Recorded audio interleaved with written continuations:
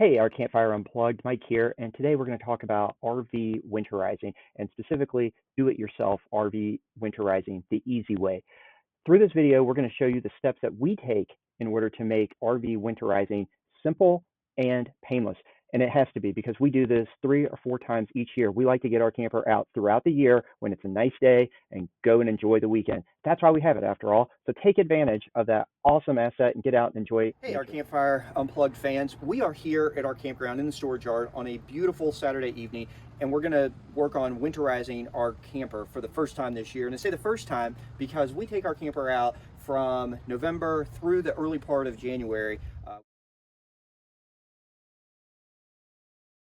First thing we're going to do is we're going to pull the freshwater tank. Not a lot of water in there, so we're good there. So that's step 1 down.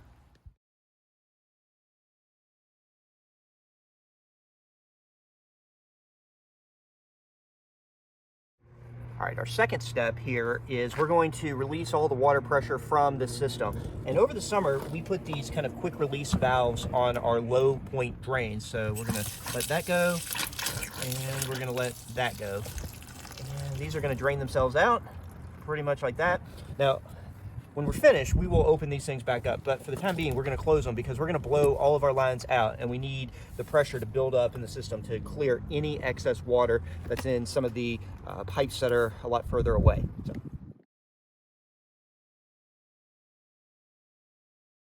Now, for our third step, we're gonna go ahead and empty our hot water heater. We camped last weekend, so the water in here is cold. If yours was hot, be very, very careful because this water gets incredibly hot and it's going to be under pressure. So if it's hot and under pressure, you want to definitely make sure you release this pressure relief valve or you will get sprayed. I've had that happen before. And on a cold day, it feels good, but you don't want to get sprayed by that hot water. It's not good. You will need, at least for our, I think this is a, I think it's a Dometic. Anyway, we need an 1 1/16" socket in order to release this. So,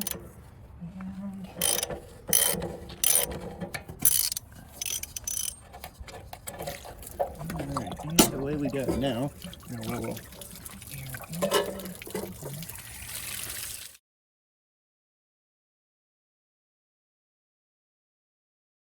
here is we've hooked up our hose to our outside shower faucet. I'm going to go ahead and turn the water, these knobs on just a little bit so that when I hook up the air compressor in a second, we don't build too much pressure inside these lines and it'll go ahead and blow everything out. I'm going to start with just the cold line on, and then when I come back over, I'll turn it to the hot once we've blown out the cold line.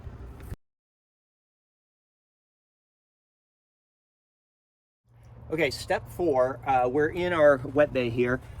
If you remember, over the summer, we installed our water filters here in the under bay. So we're gonna go ahead and take these off, empty them out, and that'll be pretty easy to do. The kind of next thing, we're going to unhook our city water connection, one that'll let any water that might be in these lines drain out. We're going to turn our camper, or turn this valve to water heater bypass, and then we're going to progress away around to the furthest water faucet, which in our case is the outdoor shower on in the rear of the camper. So we'll do that. That'll let us blow some water out of those lines, and hopefully it will get most of it out of the lines, and then we'll kind of slowly work our way to the closest one. Finally, we will use a little bit of the pink drink, so to speak, so that we can suck it into the water pump, because we use the water pump and it has a little bit of water in it, so you want to make sure you get some antifreeze into that water pump, or it will freeze and you run the chance of ruining your water pump. Blowout hose. We connect this line to our city water line. We connect this line here to our air compressor. And what we're going to do with our air compressor is turn our pressure out to about 40 pounds or so. That'll give us enough air pressure to blow the lines out. So we're going to go ahead and get this hooked up. We'll turn it on, and then we'll walk over to the outdoor shower and start blowing those lines out.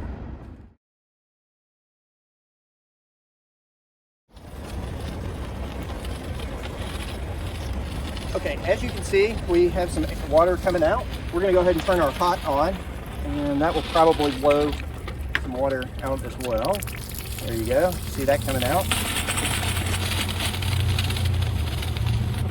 Okay, now what I'm going to go ahead and do is reach into the bathroom here. And I'm going to make sure I get all the water out of my toilet.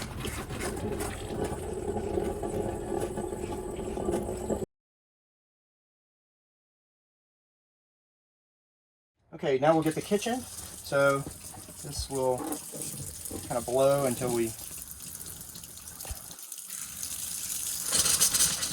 There you go. Now you can see that's our cold line almost out. And we'll move it to the hot line. We also have an under sink filter under the sink, so we're going to go ahead and take that out as well in a minute. We're going to come up to the bathroom, get the toilet up here. You can see pretty much not much going on. Now we will come back and we'll hit the toilet and we'll pour some pink stuff in there. Our lines are all clear. That's all there is to that. Now we're going to go turn our air back off so we don't cause any damage.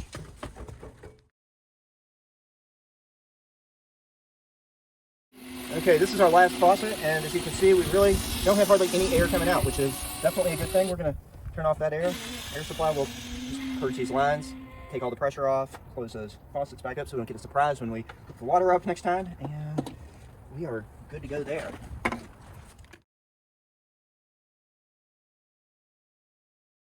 All right, so we are making good progress here. We are ready now to suck our pink drink, our RV antifreeze, into the water pump, and what we'll do is make sure that it's coming out of the bathroom faucet, and once it's doing that, we'll know that we're sufficiently primed on that line and we've got enough antifreeze through the pump that everything is good. With that being said, we took our hose here and we connected it to the Winterize outlet. There's a Winterize switch. We were going to go ahead and turn that to on, and then in a minute I will go inside, I'll turn the water pump on, and then I will put our little nozzle here inside the pink drink. Jack will turn on the water faucet on cold.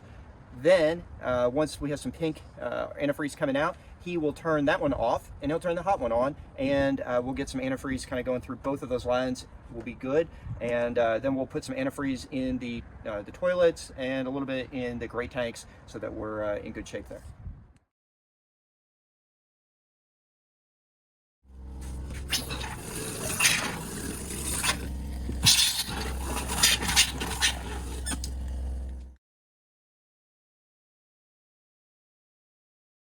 RV antifreeze that has run through our faucets in the bathroom here, which is awesome, and that means it's now in my water pump. As you can see, you're looking at our pink toilet.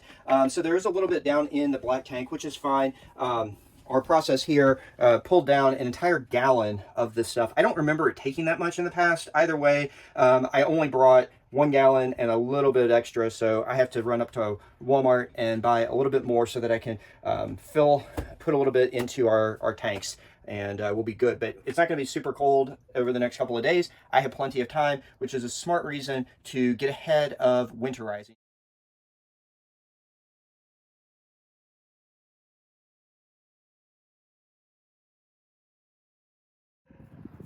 All right, thank you for sticking around to the end. I hope that this gives you a little bit more confidence on how to winterize your camper. It is so important that you do this. Otherwise, you could wind up having very expensive problems with your camper in the spring. If you like this video, hit the like button, subscribe to our channel, and check us out at ourcampfireunplugged.com, where we talk a lot more about travel. And coming up soon, we have an awesome post about what is the best RV toilet paper.